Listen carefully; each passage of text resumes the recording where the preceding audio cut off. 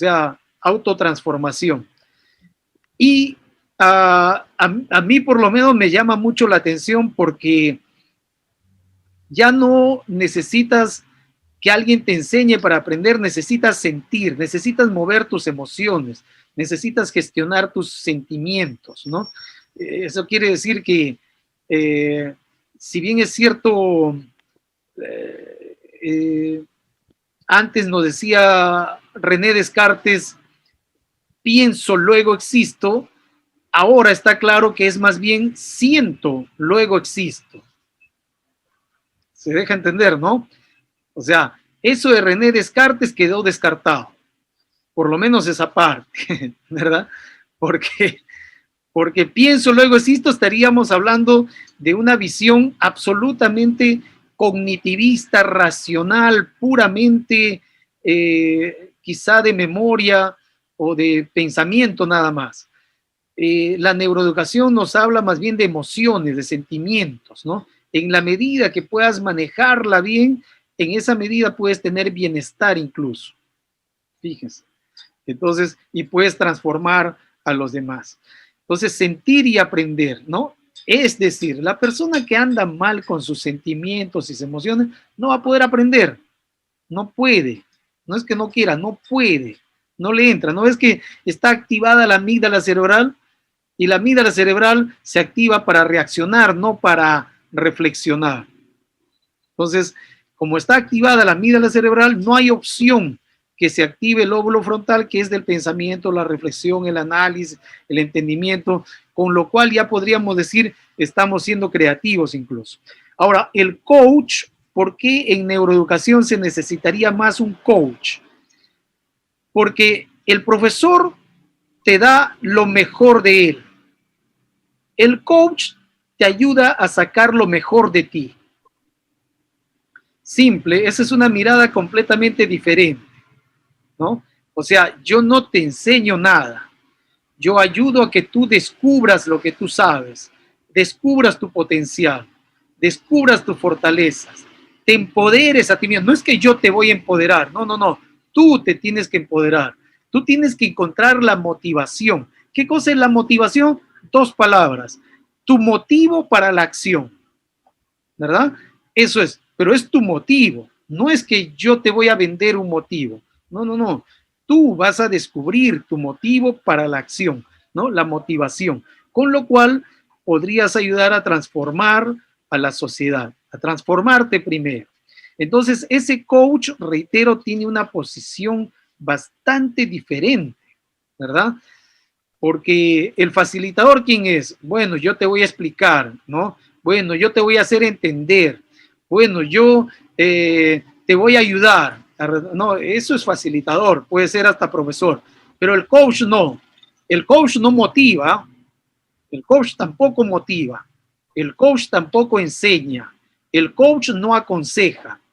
El coach simple y llanamente te reta, te desafía con preguntas, te va llevando. Es como si diríamos, te ayuda a encontrar tu porqué, ¿no? Y es que el año pasado yo fracasé con el negocio tal, así, ¿y a qué cree que se debe que ha fracasado? Miren, la labor del coach. Es que mis padres no me han querido apoyar cuando yo justo necesitaba, ¿no? Sí podían hacerlo, pero no me han dado el préstamo que yo necesitaba. ¿Y a qué crees que se deba que no te han prestado ese dinero tus padres? Lo que pasa es que un día yo, bueno, me fui de la casa, desobedecí, me reuní con otra persona, me casé, tuve un hijo, mis padres no estaban. Y, y entonces, ¿a qué crees que se debe que tus padres estaban? ¿Es probable que tus padres habrían estado resentidos contigo? Sí, seguro que no sé cuándo. Y entonces, ¿quién vendría a ser el responsable? De alguna manera, el coach lo que está buscando es que tú encuentres el motivo de tu acción en ti mismo, no que le eche la culpa a los demás, no que te quejes de la vida, no que te hagas víctima de otros. ¿Se deja entender? Entonces, el coach es una persona que tampoco te tiene compasión, como papito, como mamita, como alguien que te quiere mucho quizá, pero no es que sea un deshumanizado el coach. El coach está queriendo encontrar una razón para que tú despegues. ¿Se deja entender? Ahora, yo entiendo que puramente coach quizá no. El alumno pequeño necesita un orientador, pero también un estilo coach, ¿no? Y eso hay que cambiar la mentalidad desde los padres, porque si no, el papá cree que no le estamos ayudando a su hijito o a su hijita. En fin, una mirada absolutamente distinta de lo que ha venido siendo la educación. Esto procura empoderar porque, como yo siempre digo, cambias la mente, cambias la gente, ¿no? Cambia su forma de pensar, cambia su forma de entender la vida. Ahora, cuando se dice cambiar no significa que no tenga algo de bueno y que estoy en todo lo malo, significa más bien mejorar en todo aspecto. Cada vez podemos mejorar, ¿no? Entonces es ver en qué puedo mejorar. Bien, ¿alguna otra opinión aparte, alguna consulta o complemento que quieran hacer?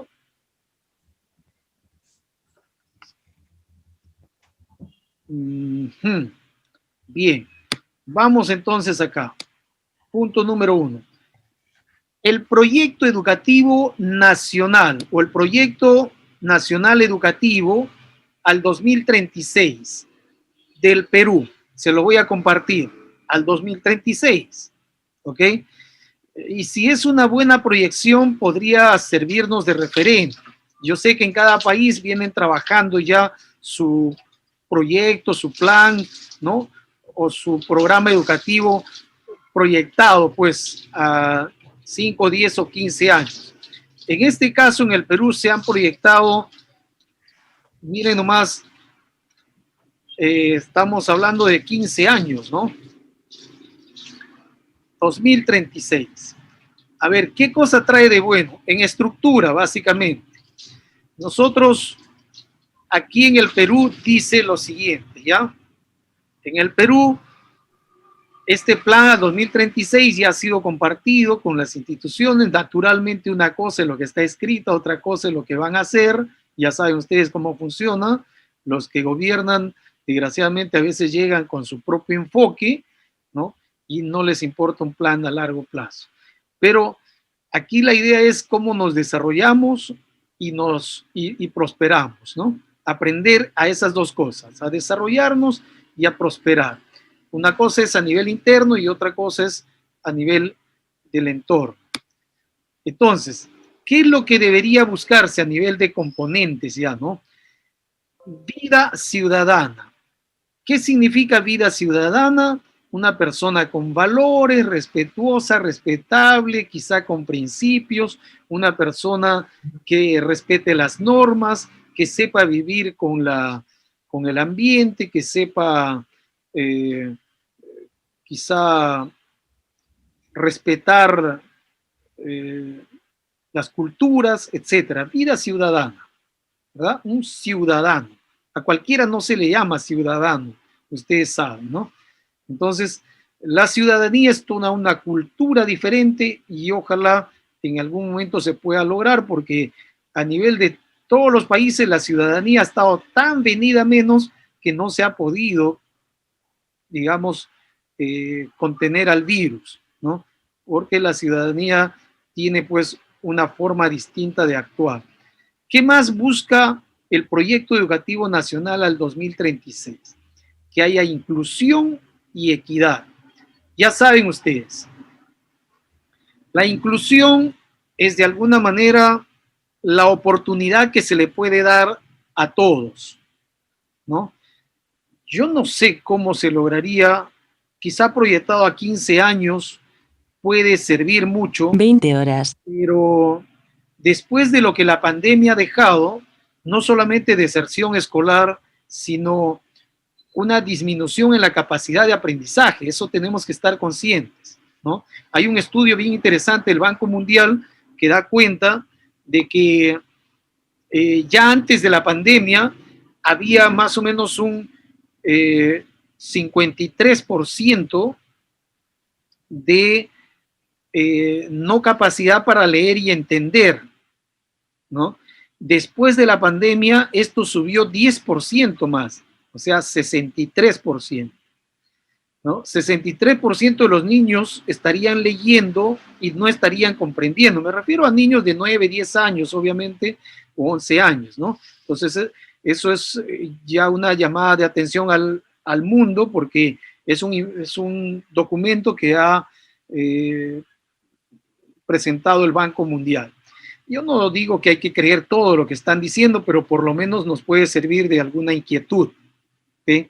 Ahora, eso sería con respecto a inclusión, no solamente cuántos han dejado de estudiar, sino cuántos han dejado de aprender lo que tenían que aprender, pero también lo otro es que según ese informe, ese paper, mejor dicho, esa investigación del Banco Mundial, da cuenta que hay niños que han dejado la escuela quizá para nunca volver. ¿Por qué? Porque todo indicaría que la situación económica se va a agudizar por varios años, ¿no? En algunos sectores. Entonces hay que tener mucho cuidado en ese aspecto y cómo la escuela podría estar, qué rol podríamos jugar desde ahí para reitero, hacer pues que los resultados de la educación puedan ayudar a las personas a ser más emprendedoras, quizá más resilientes, etcétera, ¿no?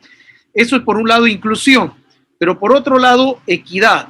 Y la equidad tiene que ver con otros indicadores, como por ejemplo la no discriminación, ¿no? O por ejemplo la neurodiversidad, el contemplar que todos estamos en un mundo integrados y no deberíamos tener subdivisiones como por ejemplo ellos son normales y los otros son trastornados, ¿no? O tienen algunos problemas de aprendizaje, etcétera, ¿no? Entonces, cómo la educación va a tener un rol ahí preponderante es importante considerar. ¿Qué otra dimensión plantea este proyecto, reitero, en Perú, ¿no? Y quizá alguien nos pueda comentar también su realidad, ya sea de Bolivia o de Ecuador, si ya tienen algún plan o si lo conocen o si no, con lo que vienen trabajando, ¿qué estarían pensando? Desde mi gusto, esta es una mirada de lo que ya había con cierto refuerzo, pero también hay un componente que me está llamando la atención que ojalá se pueda cumplir. Ahora, esta tercera dimensión habla más bien de la productividad, la prosperidad, la investigación y la sostenibilidad. O sea, en este tercer componente yo estaría viendo básicamente PBI. Por lo menos ya la educación está separando un poco el tema puramente material y económico en una sola dimensión. Y hay otras dimensiones que están viendo ya la parte más cualitativa. Eso me parece bastante ya interesante. de mañana. ¿No? Que tenga vitaminas. Ahora, ver productividad, ver, digamos, prosperidad que tiene que ver con el desarrollo, ¿no? Económico, social, investigación, por supuesto ya quisiéramos, ¿no? Que en las instituciones educativas antes de investigación haya sobre todo un curso, una materia que se llame creatividad o neurocreatividad para precisamente promover la investigación. Pero aquí en Perú se pone el curso de investigación o la materia, pero no se pone los insumos que podría ser la neurocreatividad y la sostenibilidad que viene a ser más bien el cómo permanecemos en el mercado, en el tiempo, de la mejor manera. No obstante, aquí a veces se habla de sostenibilidad solamente a nivel material, pero me da gusto, sin embargo, se los comento, porque por primera vez en un plan educativo aparece esta dimensión, ¿ya? No aparece el tema neurociencia como tal, ni aparece el tema neuroeducación, que me habría gustado, ¿no? Dirigido a profesores, a directores, a autoridades y quizá padres de familia y alumnos. No aparece neuroeducación, pero aparece esta pestaña, ¿no? Bienestar socioemocional. Por primera vez, nunca antes ha aparecido, ¿sí? Entonces, por un lado me da la impresión de que se está reflexionando con respecto a la importancia de ese valor de energía, ¿no? de la convivencia, de la fuerza que tenemos que tener intrínseca, ¿no? Que nos ayuda a despertar justamente la neurociencia a partir de reconocernos intrínsecamente con nuestro funcionamiento cerebral y todo lo que de allí podemos aprovechar. Así que el bienestar socioemocional, por lo menos desde mi punto de vista, estaría abarcando la inteligencia emocional y la inteligencia social, ¿verdad? Yo soy investigador social y como consecuencia yo tengo varias publicaciones en las cuales hemos dado cuenta de manera práctica qué cosa estaría considerado en inteligencia emocional y qué cosa en inteligencia social, porque a veces no se sabe qué competencias van en cada una de estas columnas, ¿sí? Y entonces yo le puedo referir rápidamente, porque ustedes van a ver el video, pero en inteligencia emocional estaría, por ejemplo, desde nuestro punto de vista, eso es justamente el enfoque que manejamos, ¿no?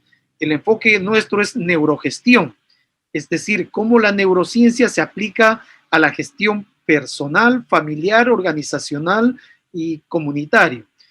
Entonces, en la columna de inteligencia emocional estarían estas competencias, fíjense ustedes. Primero, felicidología, o sea, cómo ser felices en la vida. Segundo, exitología, cómo tener éxito. Tercero, el arte de trascender en la vida, es decir, cómo practicar los valores y los principios. Cuarto, neurocreatividad.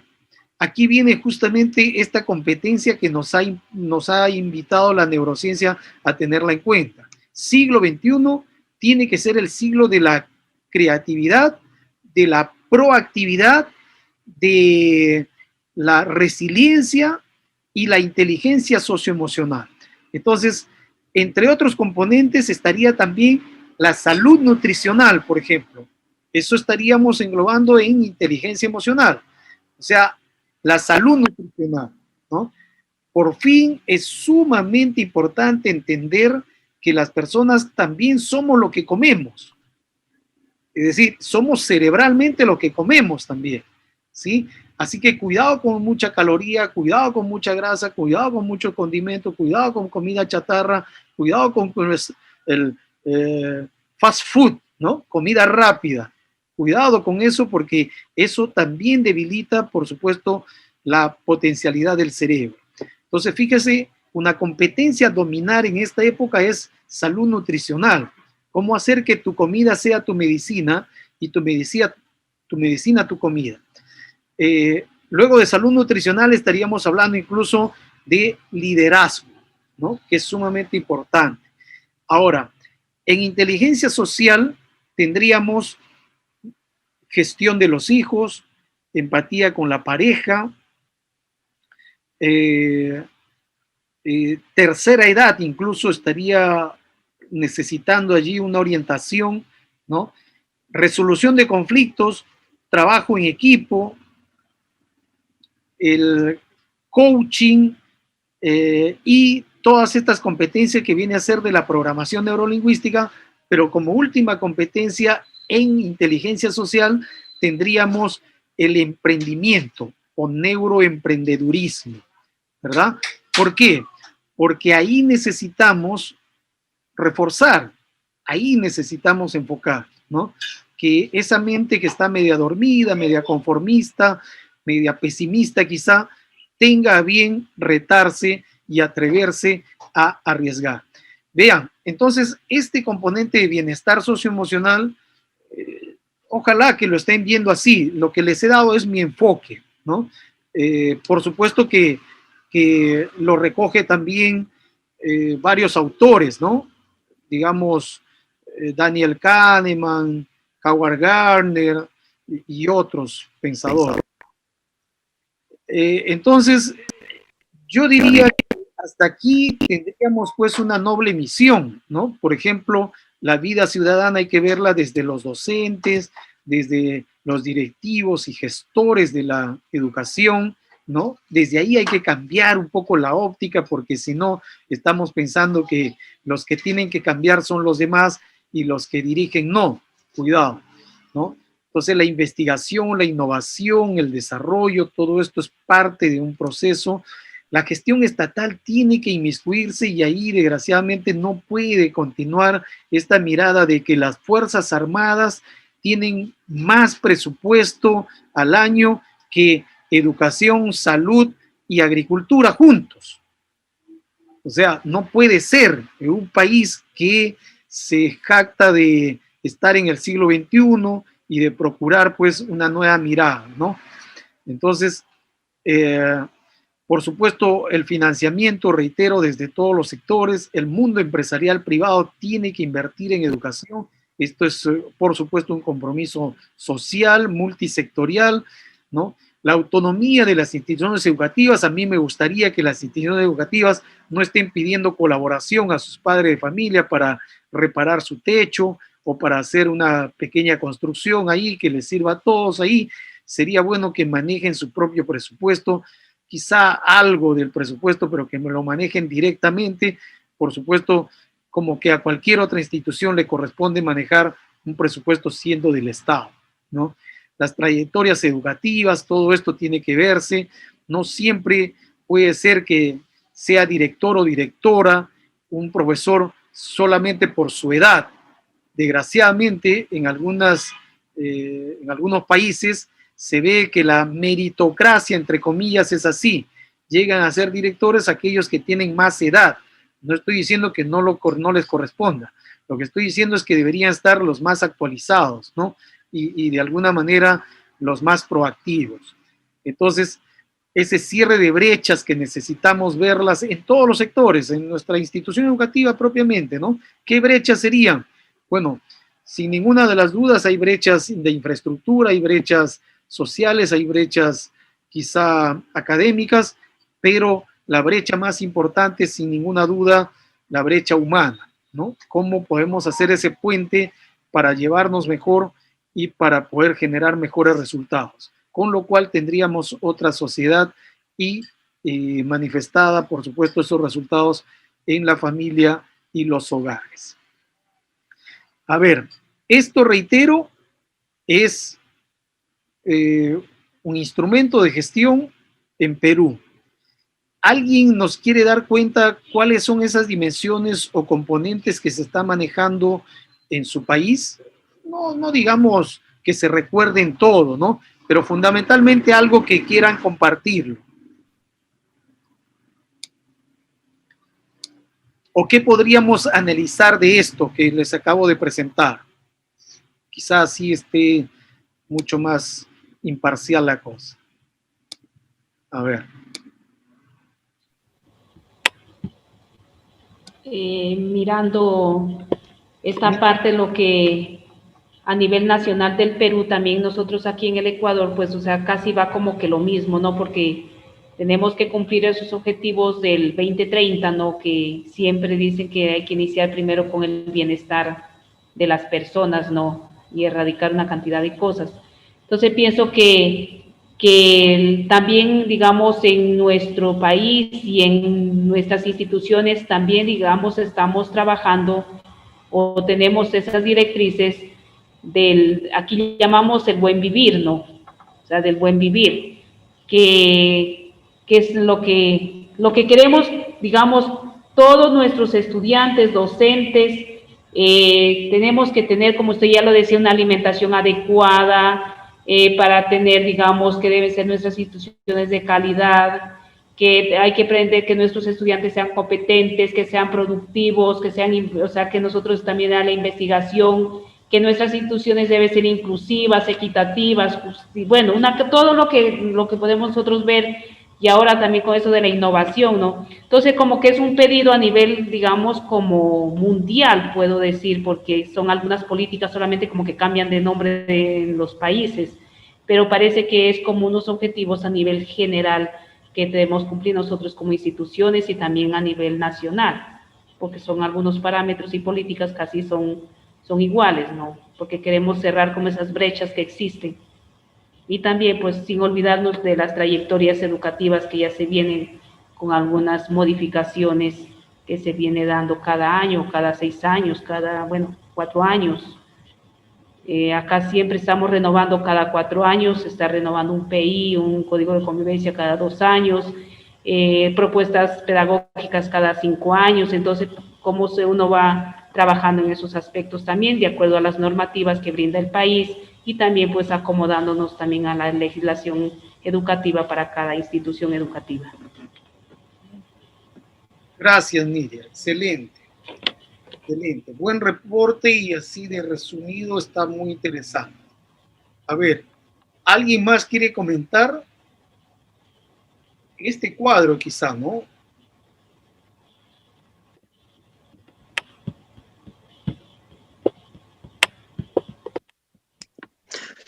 Bueno, solo quería acotar algo con respecto a lo que es inclusión. Acá en Ecuador, pues sí se maneja la parte de inclusión, pero cuando nos referimos a inclusión, más o menos hace una visión de las personas que tienen capacidades diferentes y hablamos de una inclusión social, en el cual por ejemplo, dentro de una institución educativa, estas personas con algún tipo de discapacidad, que puede ser motora, visual, bueno, auditiva, ellos entran a la misma instancia a una institución de educación normal, se puede decir. O sea, entonces a eso se le llama inclusión. Entonces usted nos hacía acá inclusión, lo manifestó de una manera diferente. Ese es el único detalle que estaba viendo acá.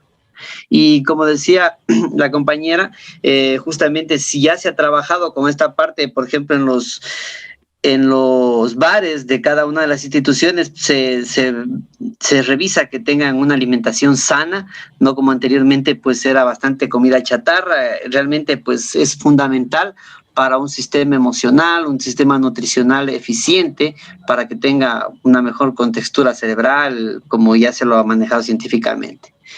Eso nomás era. Allá. Gracias. También, Gracias, Julio, ¿no? A ver, ¿alguien más quiere decir algo, creo? también cuando se habla del tema de inclusión, pues, se refiere al acceso a la educación para todos los niños, niñas y adolescentes y bueno, en la actualidad también se tiene en Ecuador el tema de la educación para adultos. Hay algunos programas donde los que no tuvieron pues acceso, alguna vez desertaron, lo pueden hacer también. Y bueno, como tenemos diversidad de personas, también antes había cierto tipo de, digámoslo así, como de racismo. Las personas que pertenecían a ciertos grupos étnicos no tenían acceso a la educación. Entonces, cuando se habla del tema de inclusión, pues se da la oportunidad de que todas las personas que son nacidas y no también dentro del país puedan acceder a la educación. En cuanto a la equidad, pues se refiere más o menos, nosotros somos, ante la ley, somos todos iguales, ¿no es cierto?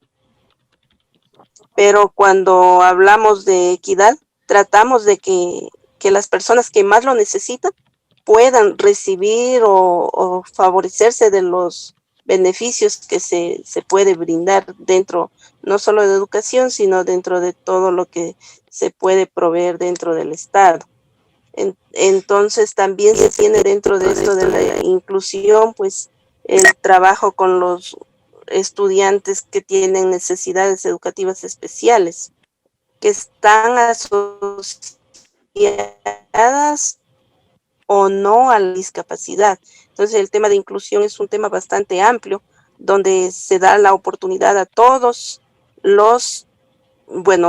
las personas ingresar a la educación y se busca la forma de que no deserten, se mantengan al menos ahora en este tiempo de la pandemia, que ha sido un proceso súper complejo por el tema de las tecnologías, pero de igual manera se intenta o se busca trabajar con estas personas a través de los diferentes medios, ya sea a través de la televisión, a través de estos proyectos o fichas pedagógicas, de manera tal que todos los estudiantes pues permanezcan dentro de los centros educativos, sea de diferentes formas, para que no queden excluidos del proceso educativo. Entonces sí es un tema súper interesante que al menos en estos últimos tiempos se lo está trabajando.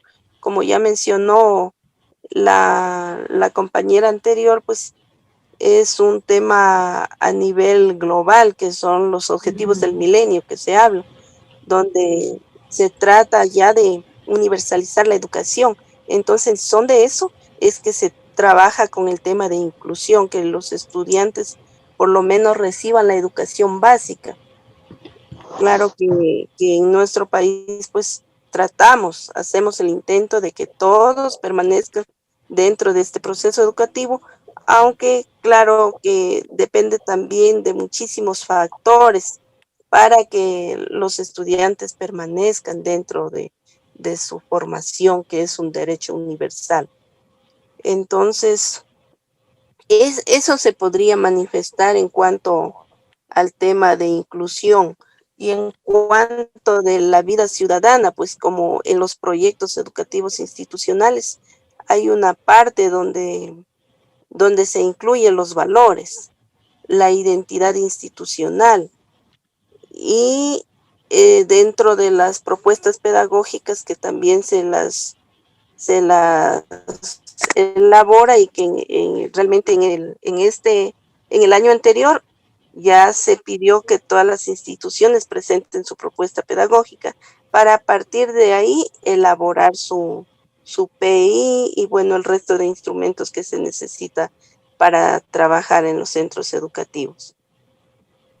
Que estén alineados todos, tanto el código de convivencia, el PSI, en relación a la propuesta pedagógica.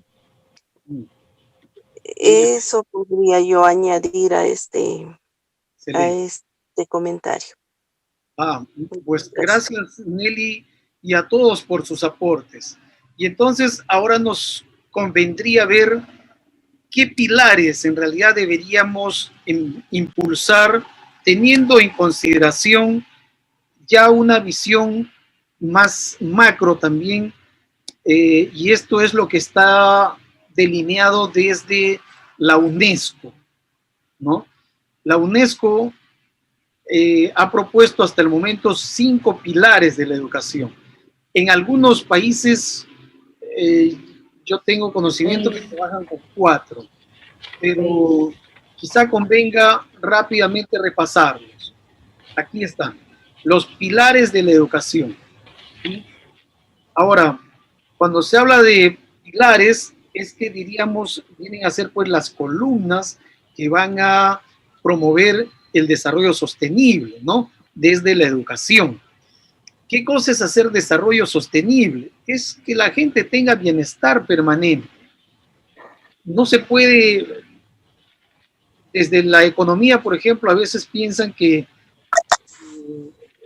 lo que manda el bienestar es los ingresos económicos.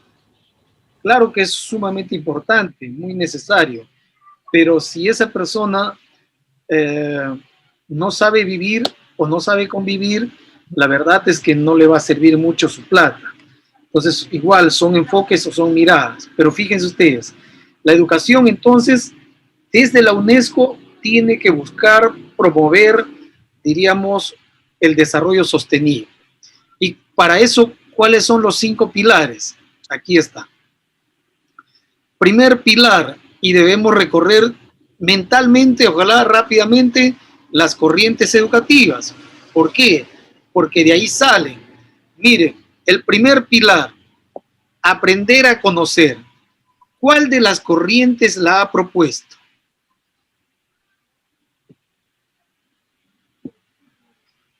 Aprender a conocer. Constructivismo. A ver, mírenlo bien. Cognitivista. Cognitivista. Cognitivista. la corriente cognitivista, ¿no? Viene de conocimiento, el aprender a conocer. ¿Se acuerdan que una previa era la activa, pero ellos han más bien propuesto el aprender a aprender? Luego viene la cognitivista y dice, es aprender a conocer, o sea, más global, ¿no? Más hacia afuera, el entorno, el sistema que tienes que conocer. Listo, ya está. Entonces, fíjense, la UNESCO toma prácticamente esos propósitos, metas de cada corriente y las va acomodando como pilares de la educación. Y entonces, ¿qué otro pilar esboza la UNESCO? Aprender a ser. El aprender a ser. ¿De dónde viene eso?